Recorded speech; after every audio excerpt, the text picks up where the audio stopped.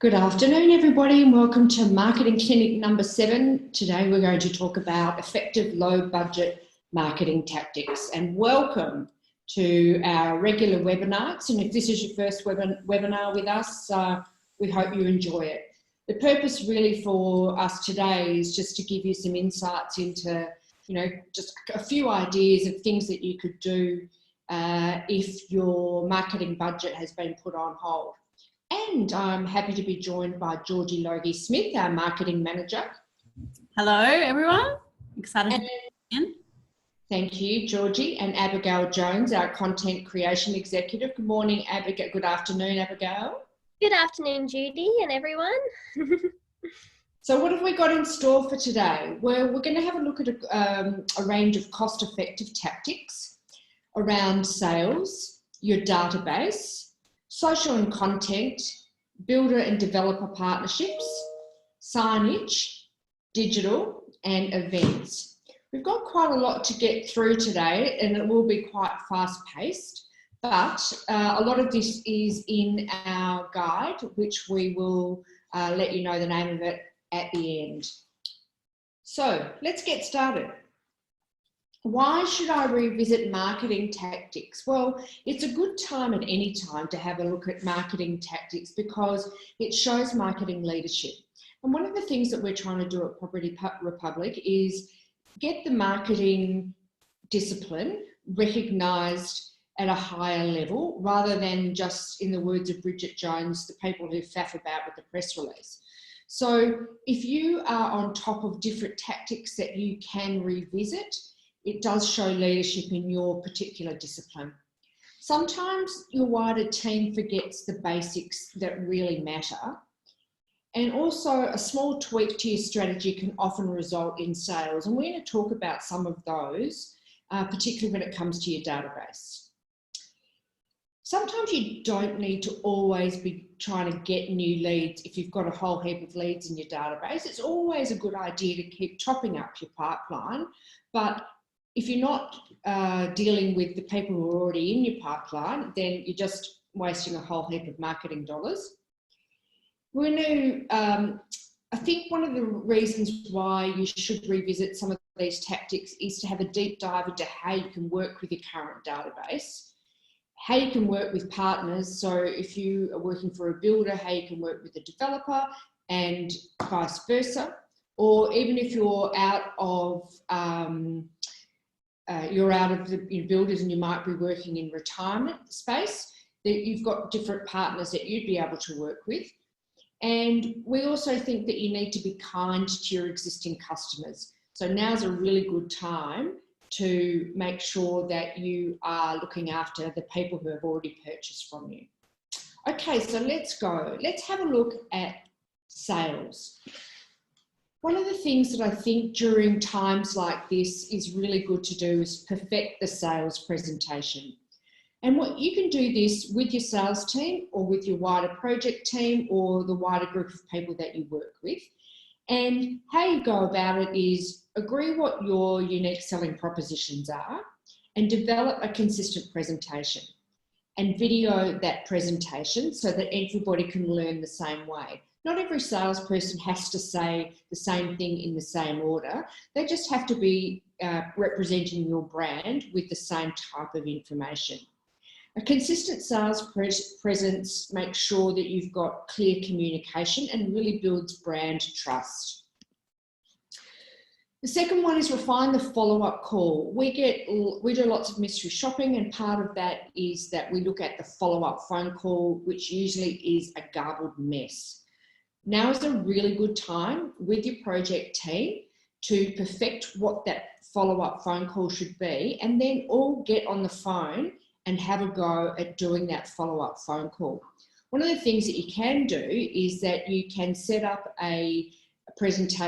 some ways to capture information in something like SurveyMonkey, so that if everybody's doing the follow-up phone call and they're putting it in something like SurveyMonkey, you're actually getting the same, you can analyse information across the same platform, and it also helps the trends to be more accurate rather than anecdotal. revisit the customer journey. So if you're a land developer, make sure that your customers can find your project, and when they drive in, it's really well presented, and that they can find your sales and information centre really clearly.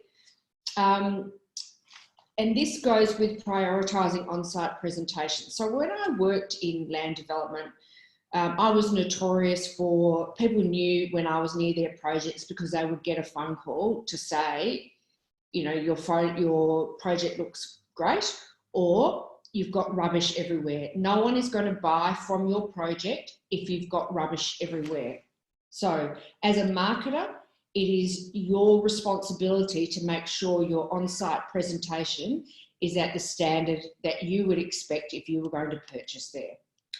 Review the stock inventory. So also too, as a marketer, you really need to understand your stock and how you can help move that. So an idea is before you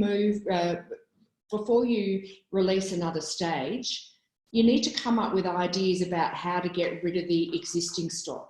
And some of that can be around writing content about why living on a corner is great, or what you can do with a block that has a narrow frontage and a deep rear, things like that. So you really need to know your stock inventory if you're a marketer, and also a sales referral program. So if you provide an exceptional customer experience, then you should have no problems putting a referral program in place. And you might find with builders, you know, they're referring to you, you're referring to them if you're a land developer. Now we're going to have a look at the database. Abby. Yes.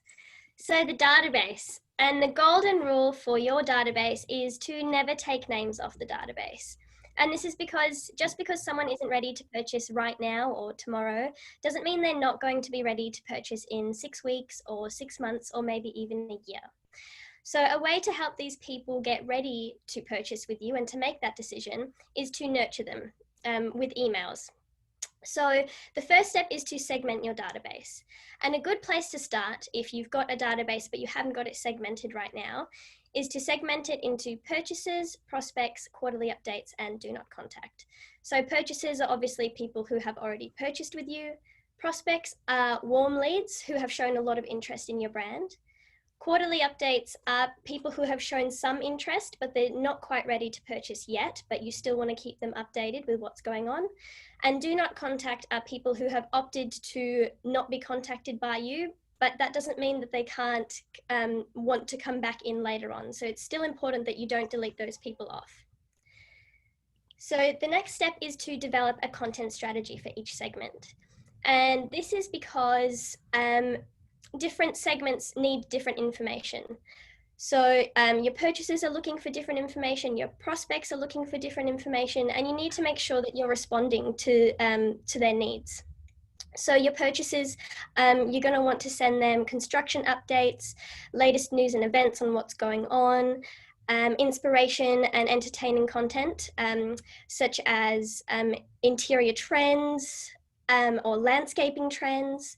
Then your prospects, you're going to want to educate them as much as possible on the unique selling propositions of your project. So the location, specific product details, financial tips, and the benefits of specific lot types. Then quarterly updates. You want to include just the latest news and events sent out on a quarterly basis, and you want to try and re-engage these people. So you want to include a button in your emails that says something like click to receive regular updates, in the hope that they're going to jump back in and want to receive more regular updates from you. And then the do not contact, obviously you can't contact them right now because they've opted not to, but like I said before, it's important that you don't delete these people off there and leave them sitting there until they're ready to jump back in. Then you want to create a gated download. So this is something that offers a lot of value, and that's the biggest thing you need to remember, is you need to give value for people's details. So your gated download is going to sit behind a landing page. So there's going to be a form on that landing page. People are going to fill out their details to receive your gated download.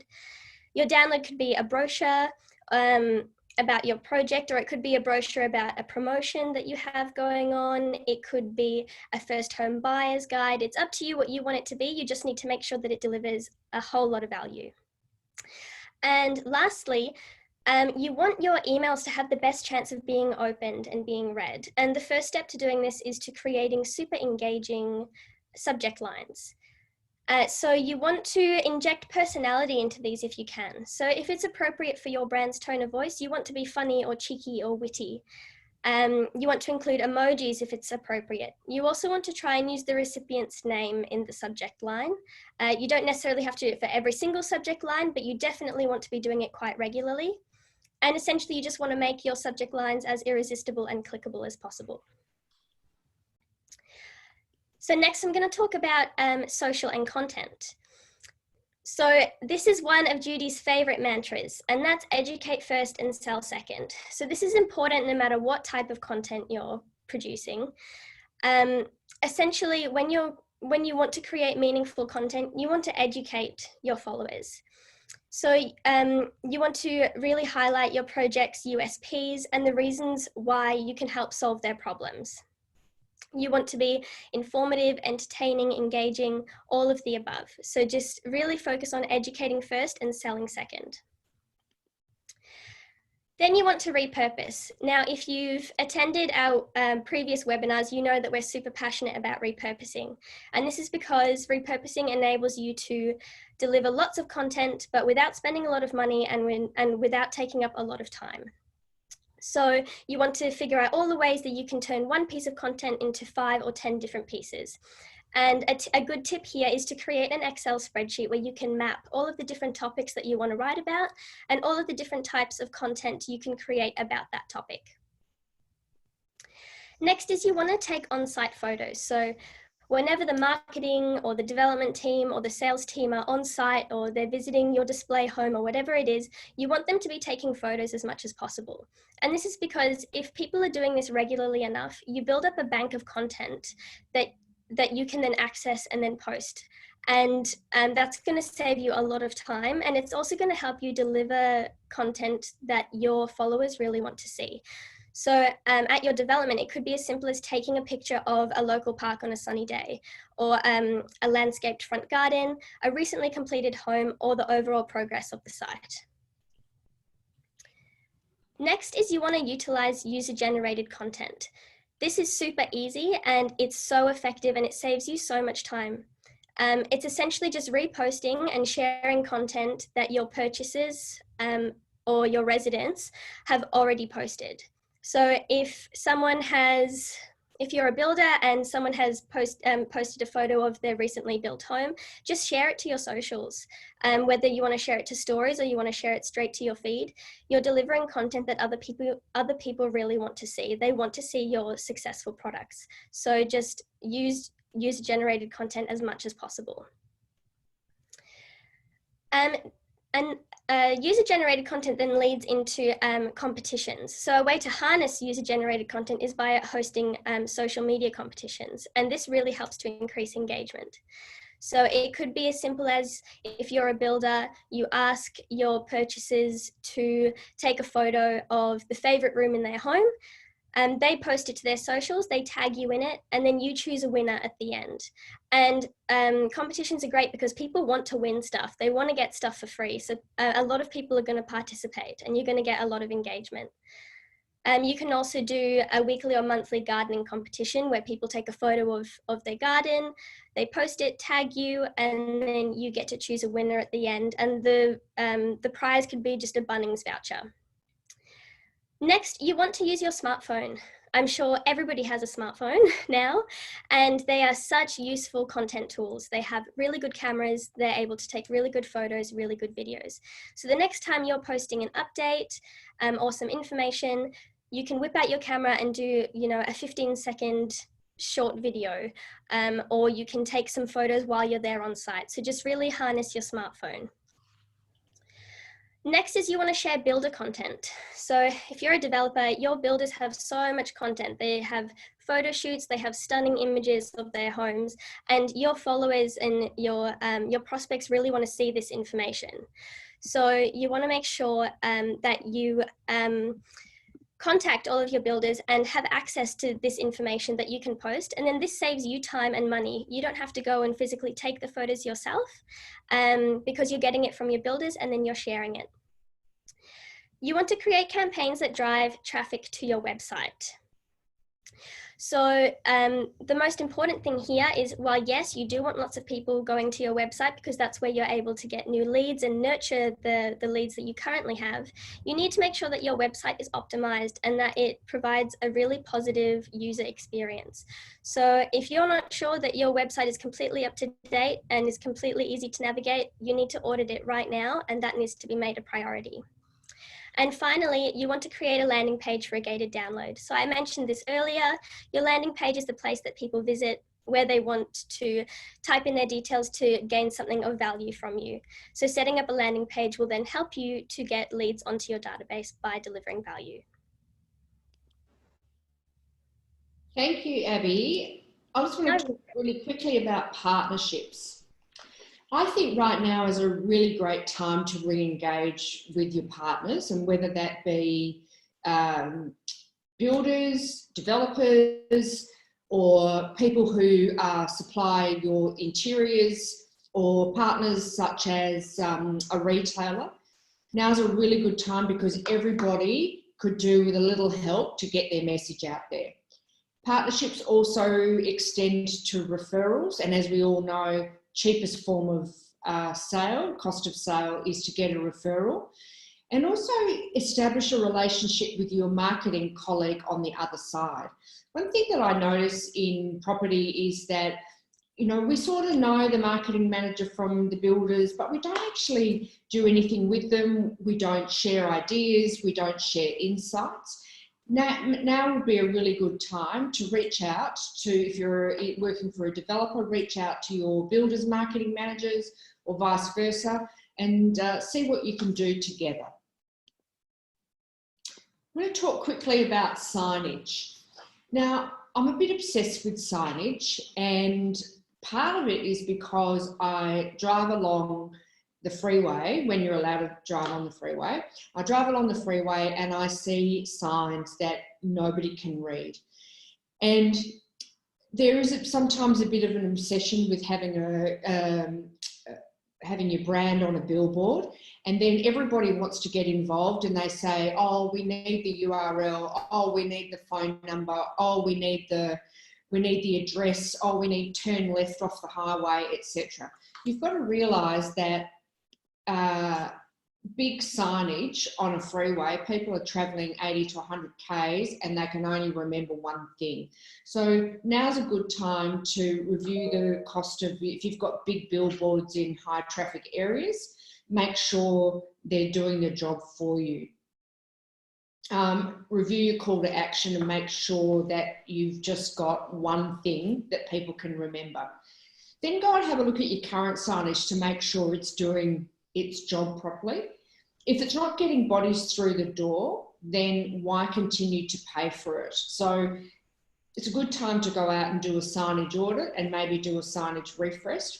And sometimes if you can't get access to signs to say that your displays are down the road, or that, you know, turn left for our sales office, you can hire a sign or use a temporary one like a mobile billboard.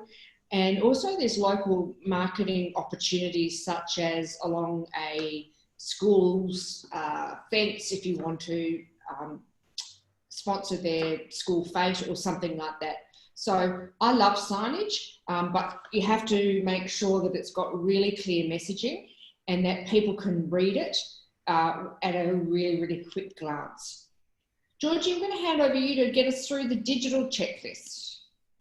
Sure. Thanks, Jude. So I'll first start by saying that digital platforms are the most popular way for people to A, discover your brand, B, engage with your brand and your content. So it's really vital that your digital assets are all relevant, up to date and engaging. So we've put together a quick checklist just to help you stay on top of your digital game.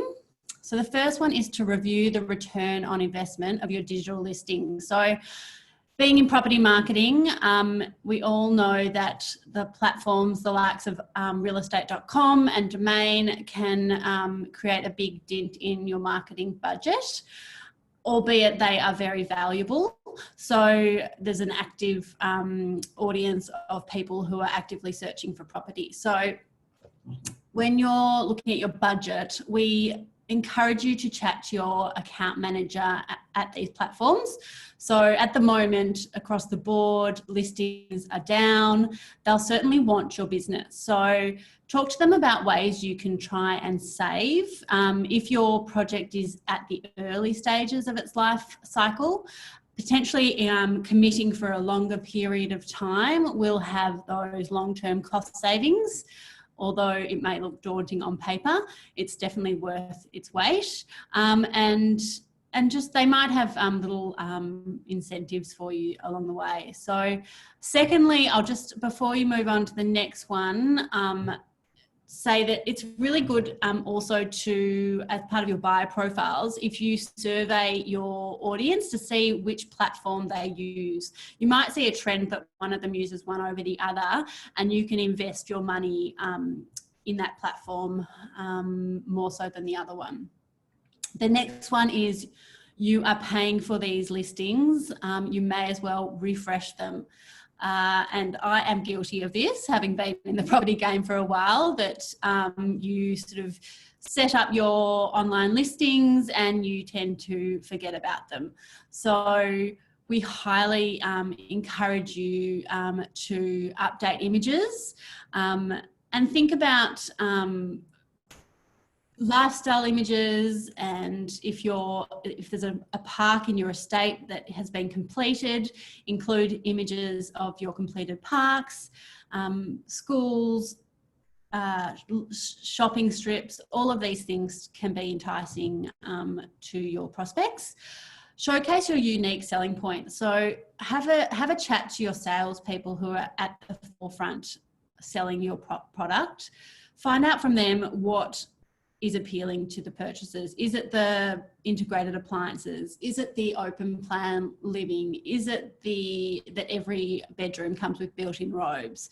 So what we're putting in our listings is going to appeal. It'll be the same as what is appealing to the purchasers. And try moving them around. So you could have your body copy with your unique selling points as dot points straight after the heading, or you could feature it after a bit of a description. And then a call to action. So if, as Abby said, you could direct them to a landing page for a gated download. If you're potentially hosting an event over the coming weeks, you could include information about the event in the listing. Just be sure to remove it once it's completed. Or if you've only got one lot left or two lots left, or 2 apartments on that floor, why not add some urgency to your listings just to get that people moving a bit faster. The next advice we have for you is to audit your social accounts. So check that all your social accounts feature consistent profile images. Take the time now to look at what content is appealing and getting the best engagement. Check that your images are not fuzzy, that they're sized correctly, and that you're directing people with your content to visit your website, so driving traffic to your website. If you are taking the time to write blogs and put news and event stories up on your website, why not dangle the carrot on your socials and encourage them to visit to find out more information.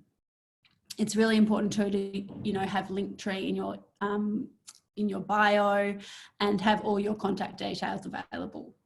And then finally, Facebook advertising. So Facebook advertising is a really cost-effective way to get new leads. And you can really target your messaging to a specific audience and lookalike audience. And at Property Republic, where we love Facebook advertising, but we are really, really big on telling our clients to put your leads into a nurture funnel before they are called by the salesperson. In many instances, you'll be in a sales meeting and your salesperson will tell you that the leads are very green. But if you add them into a nurture funnel, you'll be able to craft a story, educate, promote your unique selling points before contact is made by sales. So at the end of the funnel, you as the marketing team can score your leads and pass the ones on that have been engaging with your emails. And then events. So I am a bit of an event queen, and don't get me wrong, I am one that loves French champagne and canapes any day of the week. However, small, tailored, free to attend events that don't hit your budget as hard are also really great for engagement purposes and adding interest to your project or product. So we've found that the best events are always the ones that are entertaining, insightful, and add value for your attendees. So I'm just now going to touch on some ideas that you can have for low value, low cost events, such as a first home buyer seminar. So this could be hosted within your display suite, and you can prepare the presentation in-house, and it can be presented on a screen within your sales office by one of your sales team members. And you could partner with a financial institution who can present and guide those first home buyers through that really scary part of getting their foot on the property ladder. Another idea we have is hosting an afternoon tea or a morning tea at a local retailer, such as an Adairs or the likes. So in that instance, just be sure to have your product brochures and get some time to present to them as well. But it could be as much as how to zhuzh your couch, and the retailer can offer a discount voucher. So it's a real value add for your clients as well. Trends and interior design seminars or a landscaping seminar are often a really popular way to engage with people, especially as they get closer to settlement, but also just from a prospecting and educational purpose when they're still in the nurture phase. And then seasonal events, and we do have a key dates calendar located on our website that you can download, and it just has key dates in it, such as at Easter time you can host a really low cost Easter egg hunt for the local community, and it's very sad that this year's Spring Racing Carnival may not be the same, but you could host a spring racing fashion preview, perhaps not this year, but in other years. And just finally, I just wanted to say that we're doing webinars, and I think webinars now and in the future are a really great way to engage with your database. So you could, as part of your marketing strategy, come up with a series of 12 webinars that you'll put on throughout the year, and you can come up with 12 different topics and speakers and host one a month. And what a way to educate and nurture and engage with your database. So that's all from me. Yeah, that's true, Georgie. And also too, we'll be turning our webinars into a podcast, so that if you know somebody that's interested who likes to go for a walk in the morning and learn something, hopefully they might listen to our webinars that will be in a podcast. So we'll be continuing to do webinars because we've just found that they are really they're really good to educate people. They're really easy to set up, and it's not as daunting as having a big camera in your face. Although I must say, on the first day, just looking at a light on a computer screen was a little bit scary.